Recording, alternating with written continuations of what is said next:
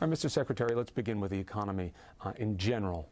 There's, by all accounts, troubled waters to come. Please prepare our audience. How long might you think a recession would last? How deep in terms of job losses should we expect to see? There is no doubt that a lack of confidence in the financial system, banks slowing down their lending, have had an impact on the real economy.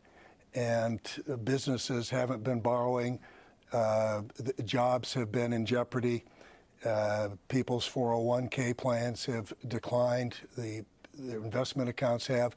But as we stabilize this system and as banks begin to lend, and begin to lend to consumers, begin to lend to businesses, businesses resume hiring, we'll make progress here. But just for reasonable expectations, the folks at home, not about sophistication in the markets, they should expect to see job losses given what's happened already, right? The folks at home should expect that we're going to have some challenges for a number of months here. They should clearly expect that. It will take a while to work through this.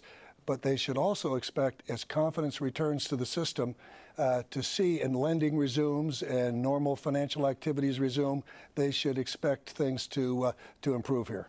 Now, when you talk about confidence, you are now pushing a plan, this $250 billion direct investment into the banks. 3 weeks ago, you said this was not the way to go. 3 weeks later, you're pushing this plan. What changed?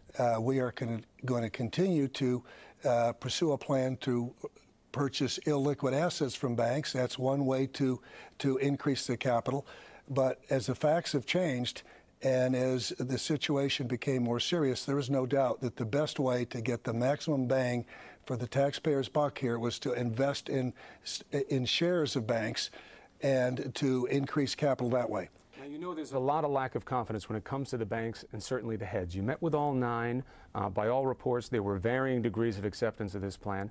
How can you feel confident trusting them to use this money wisely, to do what you say, safe, sustainable actions? How can you trust them after what's happened? Well, again, and I keep coming back to that word confidence, because what I said to the banks is this is about the system.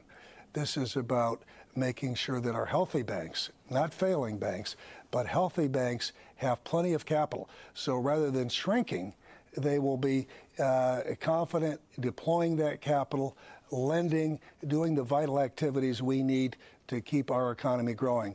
And again, what I would say to everyone who's listening, you know, America is a strong nation. We are an optimistic people. We're a confident people. And we have the tools we need. We have the resources we need. We're going to meet this challenge, and we're going to meet this challenge like we have every other one. Just so that people aren't surprised by what happens, because everybody wants to be an optimist, banks will continue to fail, right? Not on the scale that we've seen, but you must expect that. Well, there will. Our major institutions are safe and sound, and a big part of this plan is about strengthening those institutions. And so what I will say, again, to everyone who's listening, there has never been anyone who has lost a penny in an insured bank deposit going back over the 75-year period in which we've had FDIC insurance. You are hopeful that things are going to go well. Where is your hope on, say, a scale of 0 to 10? How hopeful are you going forward? I'll tell you one thing. I'm more confident today, clearly as a result of these steps that have been taken here and around the world. And so what I'm trying to tell you, any way I know how, is that this will take time. There will be challenges. There will be bumps in the road. We're going to meet those challenges. We've got the tools we need. And the first step is to stabilize the system, restore confidence in the system. These were very strong, bold actions that were taken, and they go a long way toward doing that. And I think as you see our banks more confident and playing the role that we need them to play and expect them to play, we're going to see that confidence spread throughout the economy, and there'll be big improvement over time. Mr. Secretary, thank you. Hopefully the worst is behind us. Appreciate it. Thank you.